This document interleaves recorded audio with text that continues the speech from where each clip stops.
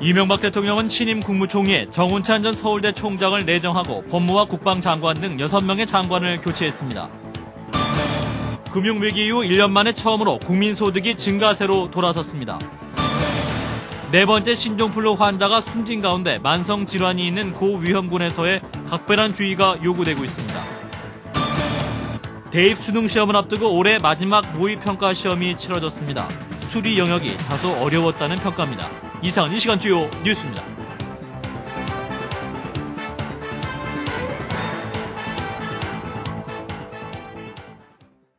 시청자 여러분 안녕하십니까? 이명박 대통령이 오늘 정운찬 전 서울대 총장을 국무총리에 지명하고 장관 6명을 바꾸는 중폭의 개각을 단행했습니다. 청와대에서 곽인숙 기자의 보도입니다. 이명박 대통령은 오늘 국무총리와 장관 등 7명 후보자에 대한 중폭 인사를 전격 단행했습니다. 이번 개각의 얼굴인 신임 국무총리 후보자에는 정운찬 전 서울대 총장이 발탁됐습니다. 정운찬 총리 후보자는 국내 대표적인 경제학자로서 통합의 리더십과 글로벌 네트워크를 두루 갖춰서 이명박 대통령의 중도 실용 국정 철학과 친서민 정책을 충실히 뒷받침할 수 있을 것으로 기대됩니다. 법무부 장관과 국방부 장관 후보자에는 이기남 전 법무부 차관과 김태영 합동참모의장이 각각 발탁됐습니다. 지식경제부 장관과 노동부 장관, 그리고 신설된 특임장관 후보자에는 최경환, 임태희, 주호영 한나라당 의원이 각각 인선됐습니다. 여성부 장관 후보자에는 백희영 서울대 식품영양학과 교수가 기용됐습니다. 오늘 개각으로 청와대 개편회의은 인적 쇄신이 마무리됨으로써 집권 하반기 국정 운영이 더욱 속도를 낼 것으로 보입니다. 청와대에서 CBS 뉴스 곽인숙입니다. 오늘 개각은 지역 안배와 정치인 입각, 젊은 내각 등 화합과 소통, 변화에 초점이 맞춰져 있습니다. 이어서 정재훈 기자입니다. 이명박 대통령의 오늘 개각은 화합과 소통, 변화로 요약됩니다. 중도 실용에 기반한 화합과 통합, 개혁의 국정 철학을 최대한 반영하려고 한 시도로 보입니다. 먼저 화합형 개각은 충청권 총리 등 지역 안배에서 찾아볼 수 있습니다.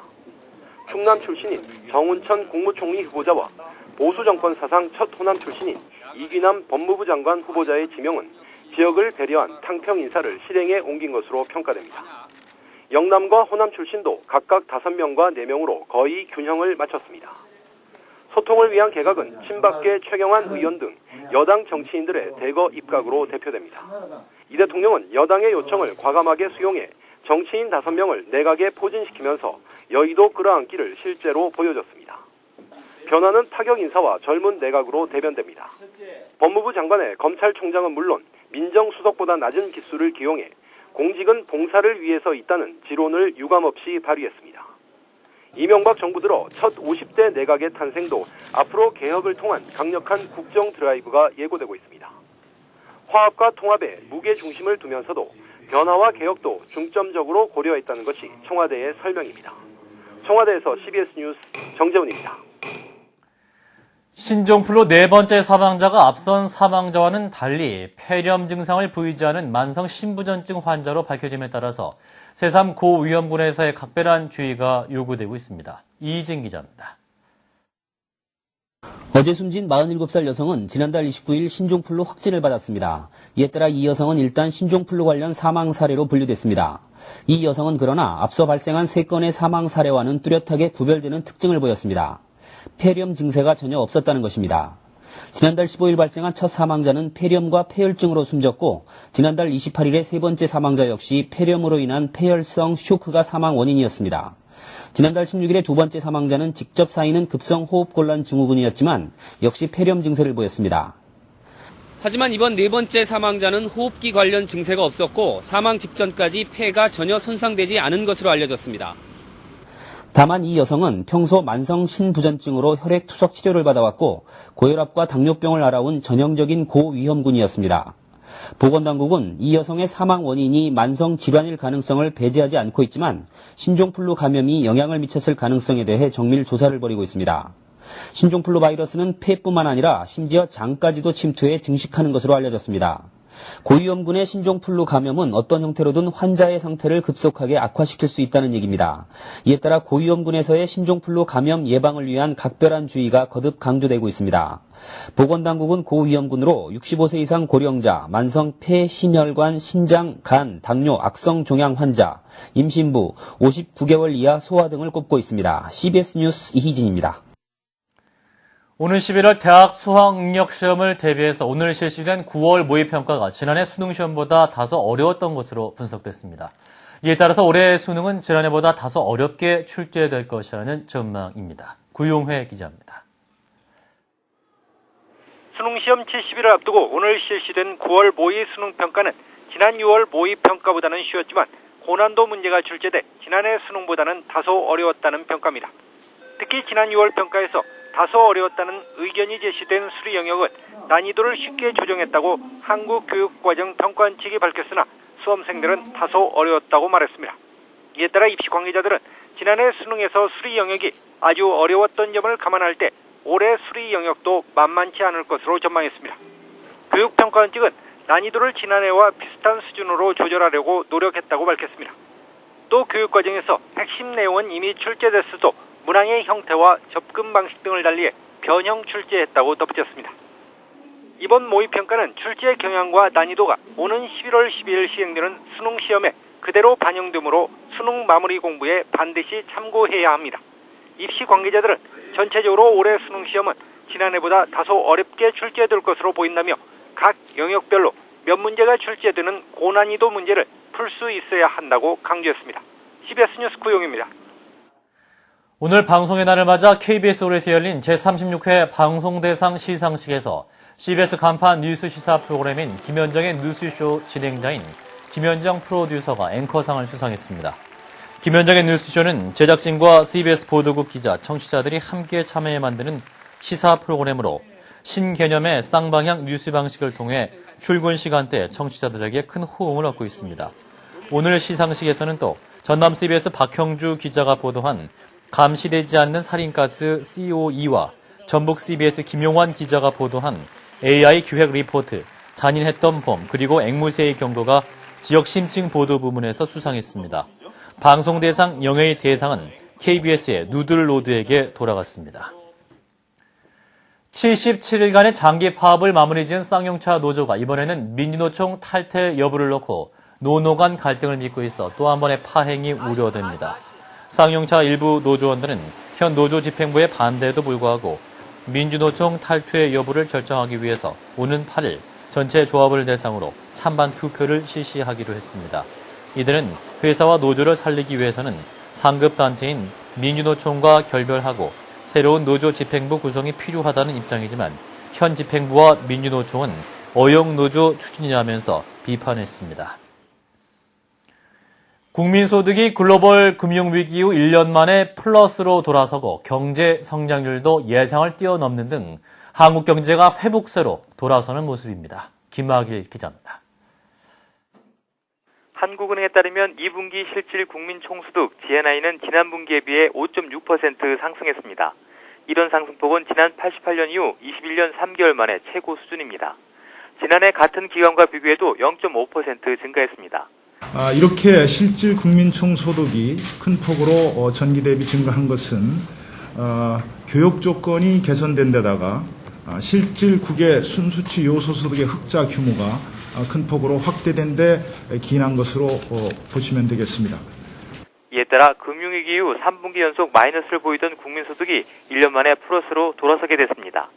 소득이 증가한다는 것은 당연히 소비 여력이 커진다는 것을 뜻합니다. 경제 성장률도 당초 예상했던 것보다 좋게 나왔습니다. 2분기 실질 국민 총생산 GDP는 지난 분기에 비해 2.6% 성장했습니다. 상승폭으로는 5년 6개월 만에 최고치입니다. 한국은행은 당초 2.3%로 예상했지만 제조업의 성장이 두드러지고 수출도 큰 폭으로 증가해 예상을 뛰어넘는 수치가 나왔다고 설명했습니다. 소득 성장률과 같은 거시 지표의 상승은 한국 경제가 회복세로 접어들고 있음을 분명히 보여줍니다. 다만 조심할 것도 있습니다. 지표가 좋게 나온 데는 물론 경기가 좋아진 측면도 있지만 1분기가 워낙 나빠 기저효과가 발생한 측면도 있기 때문입니다. 따라서 3분기부터는 경제 성장세가 둔화될 것으로 보는 전문가가 많습니다. CBS 뉴스 김학일입니다. 김종창 금융감독원장이 필요하다면 주택담보대출 추가 규제에 나서겠다고 밝혔습니다. 김 원장은 오늘 기자간담회에서 지난달 주택담보대출이 많이 늘었지만 지난 7월에 비해서는 증가세가 둔화된 것으로 보인다고 말했습니다. 김 원장은 그러나 주택시장 동향에 대해 예의주시하고 있다면서 필요시 추가 조치를 할 생각이라고 밝혔습니다. 정몽구 현대차그룹 회장이 7개월 만에 보유주식 시가총액 기준으로 이건희 전 삼성그룹 회장을 제치고 1위를 탈환했습니다. 재벌닷컴에 따르면 어제 주식시장 종가 기준으로 정몽구 회장이 소유한 주식은 4조 2019억 원으로 4조 1380억 원을 기록한 이건희 전 삼성그룹 회장을 639억 원 차이로 앞섰습니다.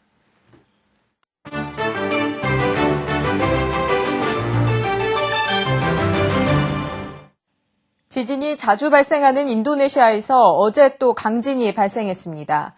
리히터 규모 7.4의 강진으로 지진 발생 직후 쓰나미 경보까지 발령됐는데요. 게다가 산사태까지 겹쳐 이번 사고로 최소한 46명이 목숨을 잃은 것으로 보입니다. 인도네시아로 먼저 가보시죠. 현지 시간으로 어제 오후 3시 인도네시아 자바섬 부근에서 발생한 지진 피해가 계속 늘어나고 있습니다. Jadi kejadiannya memang gempa ini dengan longsor itu hampir bersamaan. Terus lagi diperkirakan itu yang tertimbun sekarang ada 34. 한때 두절됐던 지진 피해 지역과의 통신이 서서히 복구되고 있지만 여전히 일부 지역은 고립된 상황이라 조사가 진행되면 피해 규모는 훨씬 더 커질 것으로 보입니다. 얼음으로 된 인형 미니 아이스맨들이 베를린 쿠서트홀의 계단 위에 앉아 있습니다. 넓은 계단을 꽉 채운 1000개의 아이스맨 조각은 내려놓기가 무섭게 녹아내립니다. Und wir wollen das sinnlich wahrnehmbar machen, in welcher Rasanz der Klimawandel doch voranschreitet. 이번 행사는 세계 동물보호기금이 지구온난화를 경고하기 위해 마련됐습니다.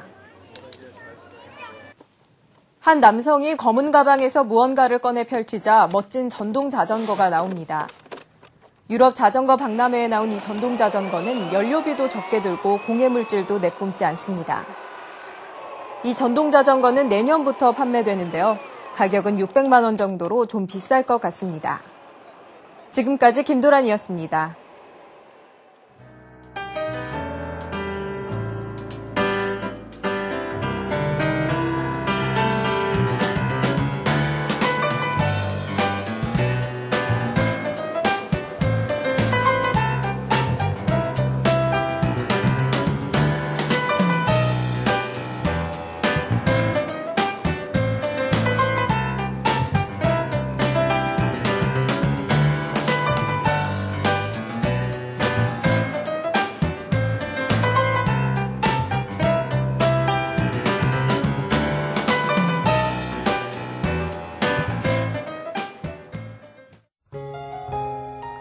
날씨입니다. 내일은 전국이 대체로 맑겠으나 동해안과 제주도 지방은 가끔 구름이 많겠습니다. 아침 최저 기온은 13도에서 21도, 낮 최고 기온은 25도에서 31도가 되겠습니다. 서울의 현재 기온 25.3도입니다. 이상으로 CBS 뉴스를 마칩니다. 고맙습니다.